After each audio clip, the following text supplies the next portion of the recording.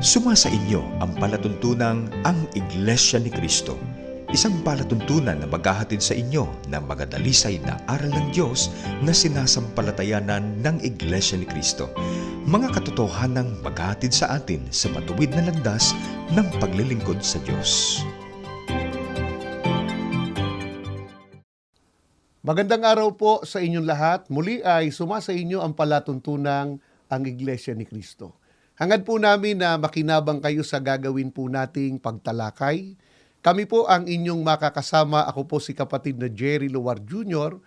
Makakasama po natin sa pagkakataong itong kapatid na E.R. Roderos. Magandang araw sa iyo, kapatid na E.R. Magandang araw din, kapatid na Jerry, at magandang araw po sa lahat ng ating mga taga-subaybay. Nawa po ay pakinabangan natin ang ganitong mga pag-aaral ng mga salita ng Diyos sa palatuntunang ito ng Iglesia ni Cristo. Kapatid na E.R., simulan na natin ang inihanda nating pagtalakay. Sa panahon nating ito ngayon, ang isa sa layunin kung bakit ang tao ay nagsasagawa ng pagkilala o paglilingkod sa kinikilala niyang Diyos ay sa pag-asa niyang sa pamamagitan niyaon ay makararating siya doon sa bayang banal o magtatamo ng kaligtasan ng kaluluwa. Totoo yan, kapatid na Jerry. Marami tayong mga kababayan na sincere o buong puso kung ang pag-uusapan ay paglalaan nila ng panahon, ng effort nila, doon sa ginagawa nilang paglilingkod sa kinikilala nilang Diyos. O kaya naman doon sa organisasyon o relihiyon na kinaaniban nila. Sa layunin po na sila umaasa na sa mga effort o mga ginagawa nilang yon, magkakamit sila ng kaligtasan o ng buhay na walang hanggan. Yan ngayon ang ating talakayin. Alinsunod sa pagtuturo ng banal na kasulatan o ng Biblia. Sino ang mga taong tinitiyak na maliligtas? Pakinggan natin ang sagot sa atin dito sa Daniel sa 12:1 sa pagkakaliwat sa ating wika. Ganito ang pahayag ng Biblia. Daniel, sa panahong iyon ay tatayo ang dakilang prinsipe na si Miguel. Si Miguel ang nagbabantay sa iyong bayan. Magkakaroon ng panahon ng matinding kaguluhan. Ang pinakamalubhang panahon mula nang magkaroon ng mga bansa sa daigdig. Ngunit sa panahong iyon, bawat isa sa iyong bayan na masusumpungan ng pangalan na nakasulat sa aklat ng buhay ay maliligtas. Kapatid na Jerry, para matiyak ng tao na yung pangalan niya ay nakatala doon sa langit o katumbas ay maliligtas, una, kailangan nasa bayan siya ng Diyos. Kung sinong nasa bayan ng Diyos ang tiyak na maliligtas, kailangan nakatala yung kanyang pangalan doon sa aklat ng buhay sa langit. Sa makatuwid, mga mahal naming taga-subaybay, sa liwanag po ng mga salita ng Diyos na nakasulat sa Biblia na binasa po sa atin, ngayon pa lang, maaari na pong matiyak ng tao kung kasama siya sa maliligtas pagdating ng araw ng paghukom. Kailangan po ay tiyakin niya yung pangalan niya. Matatagpo ang nakasulat doon po sa aklat ng buhay po sa langit. Kapatid na E.R., paano pa pinatunay ng banal na kasulatan na ang mga taong maliligtas nakatala ang pangalan doon sa aklat ng buhay sa langit? Ano ba ang tiniyak ng banal na kasulatan kapag ka ang tao, yung pangalan niya, hindi nakatala doon sa aklat ng buhay sa langit? Ganito naman ang mababasa po natin dito sa Apokalipsis sa 20 at 15. Dinggin natin ang pahayag sa atin ng banal na kasulatan. Apokalipsis 20:15. At kung ang sino man ay hindi nasumpungang nakasulat sa aklat ng buhay, ay ibinulid sa dagat-dagatang apoy. Kapatid na Jerry, kasawian ng sasapit doon sa mga hindi nakasulat ang pangalan sa aklat ng buhay. Katunayan, ang sabi ng Biblia, kung ang sino man ay hindi nasumpungang nakasulat sa aklat ng buhay, ay ibinulid sa dagat-dagatang apoy. Katumbas nito ay parurusahan o hindi maliligtas.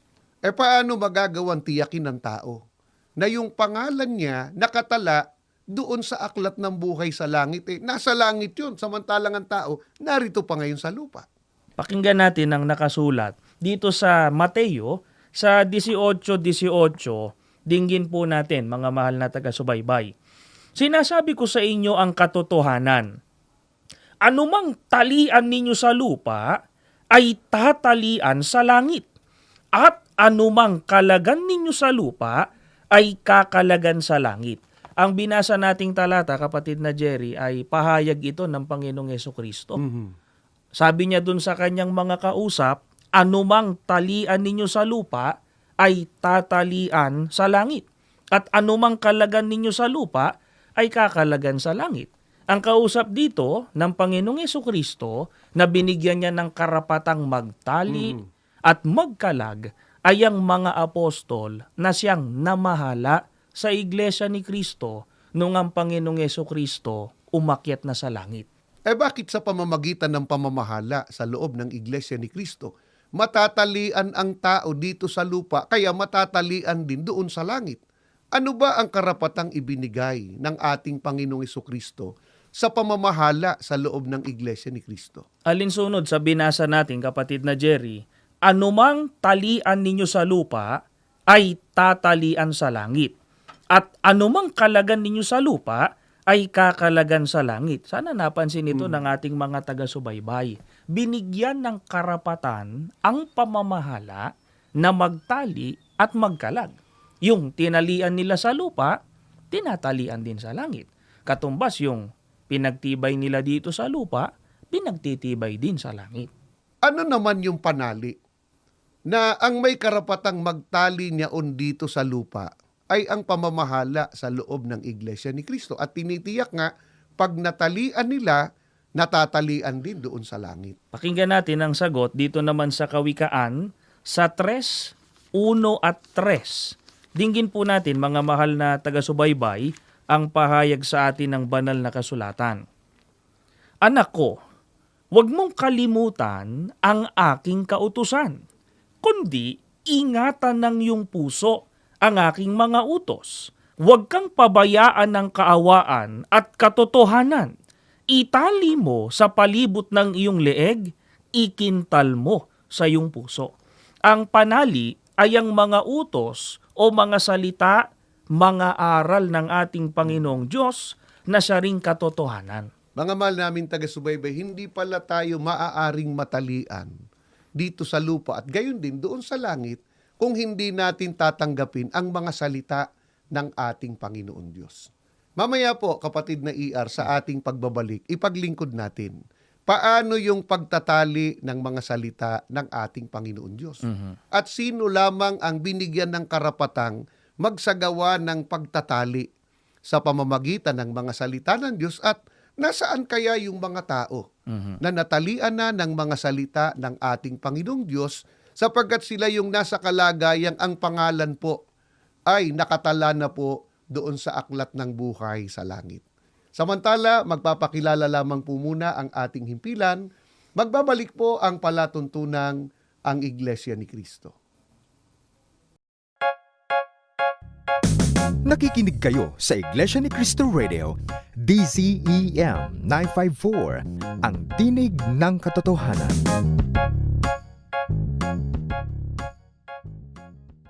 Nagbabalik po ang palatuntunang ang Iglesia ni Kristo. Patuloy nyo kaming kasama sa pagtalakay. Ako po si kapatid na Jerry Luar Jr. at kasama pa rin natin ang kapatid na E. Aroderos. Bago tayo magpatuloy sa ginagawa nating pagtalakay, kapatid na ER, batiin lang natin ang mga taga-subaybay natin dyan po sa distrito ng South Korea. Magandang araw po sa inyong lahat. Binabati rin ho natin, kapatid na Jerry, ang lahat ng mga sumusubaybay. Kasama na po ang mga panauhin mula po dyan sa distrito ng Maynila. Welcome po kayo sa ganitong palatuntunan ng Iglesia ni Cristo. Nawa ay pakinabangan natin yung leksyon o paksa na ating tinatalakay. Bago natin puntahan yung pagsagot sa iniwan nating mga katanungan, kapatid na ER, ay tinalakay po namin sa unahan ng ating programa na ang mga taong nakatitiyak na maliligtas pagdating ng araw ng paghukom ay yung mga tao lamang na ang pangalan ay matatagpuan o masusumpungang nakatala po doon sa aklat ng buhay sa langit. At upang matala po doon ang ating pangalan, ay kailangan po talian muna tayo dito sa lupa para matalian doon sa langit. At ang pagtatali po ay sa pamamagitan ng salita ng ating Panginoon Diyos. Yan ay itiniwala sa pamamahala sa loob po ng Iglesia ni Cristo. Ngayon ay ating sagutin na yung mga katanungang iniwan natin. Kapatid na ER, paano ang pagtatali sa tao ng mga salita ng ating Panginoong Diyos? Pakinggan natin ang sagot dito naman sa Marcos. Sa 16:15 hanggang sa 16, ganito ang atin pong mababasa. Pakinggan po natin, mga mahal na taga-subaybay. At sinabi niya sa kanila, magsiyaon kayo sa buong sanglibutan at inyong ipangaral ang ebanghelyo sa lahat ng kinapal. Ang sumasampalataya at mabautismuhan ay maliligtas. Datapat ang hindi sumasampalataya ay parurusahan. Kapatid na Jerry, kapag ang tao ay naturuan ng ebanghelyo o ng mga salita ng ating Panginoong Diyos, yan yung pagkakataon na siya ay tinatalian ng mga salita ng Diyos. Teka muna, kapatid na ER. Ibig bang sabihin yan?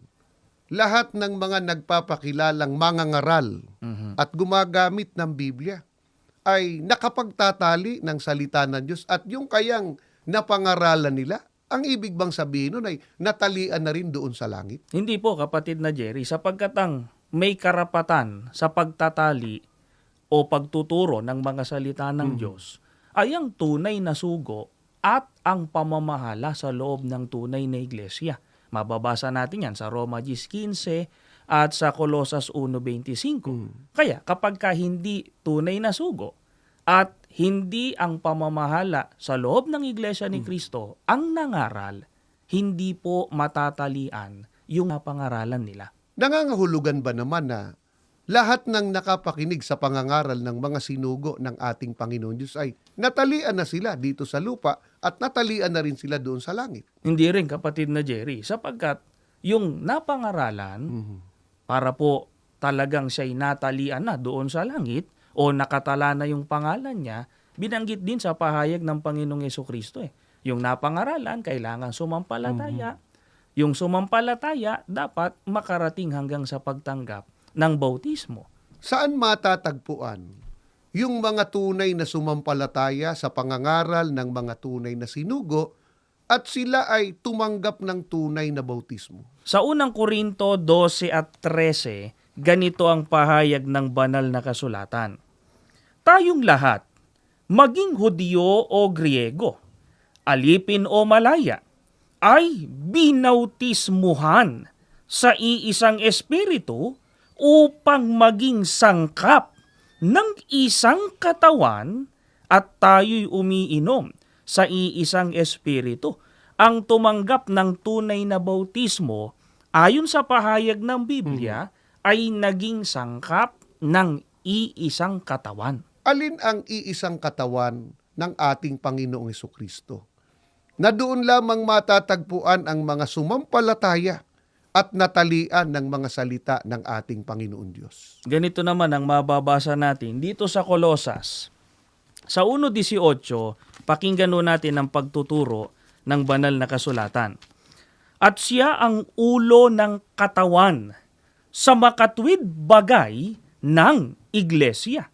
Ang katawan na kinaroroonan po ng mga nabautismuhan o ng mga natalian dito sa lupa, na yung kanilang pangalan nakatala sa langit ay walang iba kundi ang iglesia.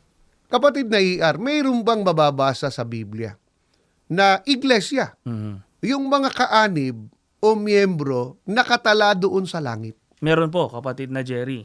Pakinggan natin dito sa Hebreo, sa 12:23, sa pagkakaliwat sa ating wika, dinggin natin itong pahayag sa atin ng Biblia. At sa iglesia na binubuo ng lahat ng nakatala sa langit, at sa Diyos na hukom ng lahat, at sa mga espiritu ng mga tinubos na nasa langit, mga pinasakdal na.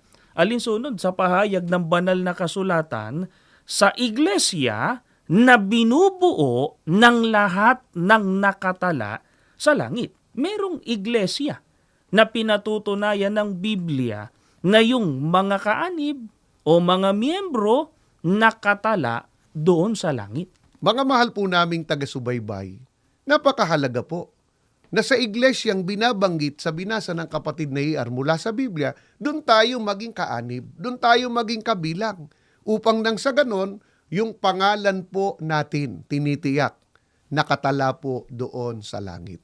Balikan natin yung talatang binasa nyo kapatid na Iar.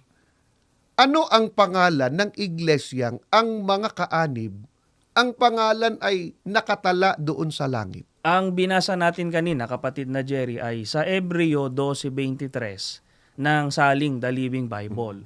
Ngayon ay babasahin naman natin yung nakasulat sa Hebreo pa rin, sa 12:22 hanggang sa 23. Dito naman sa The Remedy New Testament, sa pagkakaliwat na rin sa ating wika, ganito ang pahayag sa atin, pakinggan ho natin. Subalit nakarating na kayo sa katotohanan.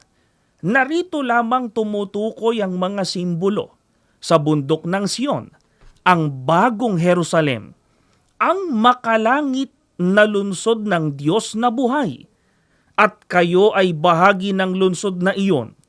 Nakisama kayo sa milyong-milyong anghel na nagdiriwang sa harapan ng Diyos, sa makalangit na santuaryo, ang tunay na iglesia ni Kristo, na ang mga pagkakakilanlan ay natatago sa langit. Nakarating na kayo sa Diyos, ang pinagmumulan at pamantayan ng katwiran para sa lahat ng tao, sa iningatang mga pansariling katangian ng mga taong matuwid na napanauling lubos sa pagkataong tulad ng kay Kristo. Maliwanag po, mga mahal naming taga-subaybay, ang binabanggit na iglesia na ang mga pangalan ng mga kaanib ay nakatala sa langit, walang iba kundi ang iglesia ni Kristo. Sa harap ng katotohanan pong ito, patuloy kaming nag-aanyaya po sa inyo. Sana po makatulong sa inyong ginagawang pagsusuri itong ating mga pinag-aaralan at loobin nawa ng ating Panginoon Diyos na makasama po namin kayo dito po sa loob ng Iglesia ni Kristo upang kayo man, bagamat narito pa tayo sa lupa, nabubuhay tayo, ngayon pa lang ay nakatitiyak na tayo na ang pangalan po natin ay nakatala doon po sa aklat ng buhay sa langit. At sa darating na araw ng paghukom ay manahin po natin ang buhay na walang hanggan o kaligtasan. Kapatid na Iar, hanggang kailan dapat manatili sa loob ng Iglesia ni Kristo ang tao upang maligtas? Pakinggan natin ang sagot dito sa Mateo sa 24:13. Dinggin natin, mga mahal na taga-subaybay, ang pahayag sa atin ng Biblia. Datapwat ang magtitiis hanggang sa wakas ay siyang maliligtas. Alinsunod sa pahayag ng ating Panginoong Hesukristo, ang magtitiis hanggang sa wakas ang siyang maliligtas. Kapatid na Jerry, katumbas lang ito na hanggang wakas ng buhay Opo. o wakas ng mundong ito, kailangang manatili tayo sa loob ng iglesia, manatiling nakatala ang ating pangalan dito, sa paraang ingatan natin ito, sumunod sa mga kalooban ng Diyos, patuloy na magbigay kasiyahan sa Kanya, pagkaganyan, nakatitiyak din tayo ng kaligtasan. Mga mahal po naming taga-subaybay, sa buhay na ito, habang tayo ay narito po sa mundo, marami tayong gustong tiyakin sa ikabubuti po natin. Nais nating tiyakin, sapat ang ating pagkain. Sapat ang mga panustos natin sa ating mga pangangailangan. Subalit sa ibabaw ng lahat, tiyakin po natin ngayon pa lamang. Ang pangalan po natin, nakatala doon sa aklat ng buhay sa langit upang tayo ay maligtas. Mangyayari po yon kung tayo po ay kabilang sa loob po ng Iglesia ni Kristo. Patuloy po ang aming pag-aanyaya sa inyo, ipagpatuloy ninyo ang pagsusuri. At nawa po, nakatulong po ang ginawa nating pagtalakay ngayon. Bago tayo pansamantalang maghiwa-hiwalay, inaanyayahan po namin kayo sa isang panalangin. Panginoon na aming Diyos, Opo. salamat po sa liwanag ng iyong mga katotohanan. Opo. Muling ibinahagi namin sa aming mga taga-subaybay Opo. ang banal mo pong kalooban Opo. upang magtamo ng kaligtasan ng kaluluwa ang lahat ng tao. Opo. Pagdating ng araw ng paghukom, kailangan po nasa loob ng Iglesia ni Cristo. Amen. Panginoon naming Hesukristo, lumalapit po kami sa iyo. Opo. Ipamagitan nawa sa ating Ama ang aming mga panalangin. Opo. Gayon din ang ginawa po naming pag-aaral. Amen. Panginoong Diyos, sa muling paglapit namin sa iyo, Opo. higit sa amin, lagi mo pong ingatan Opo. ang tagapamahalang pangkalahatan ng Iglesia ni Cristo, Amen. ang pinakamamahal naming kapatid, Opo. ang kapatid na Eduardo Manuel. Amen. Inihiling po namin ang lahat Opo. sa pangalan po ng Panginoong Hesukristo. Amen. Kami po ay nagpapasalamat sa inyong pagsubaybay. Kung mayroon kayong katanungan, maaari po kayong mag-email sa amin sa dcem954@isaradio.org. Malugod din namin kayong inaanyayahan sa aming mga pagsamba at pagdudoktrina o magbasa ng mga lathalaing pasugong at subaybayan ang aming mga programa sa INC TV. Maaari rin po kayong makipag-ugnayan sa mga ministro at mga may tungkulin sa Iglesia ni Cristo sa pinakamalapit na lokal sa inyong pook.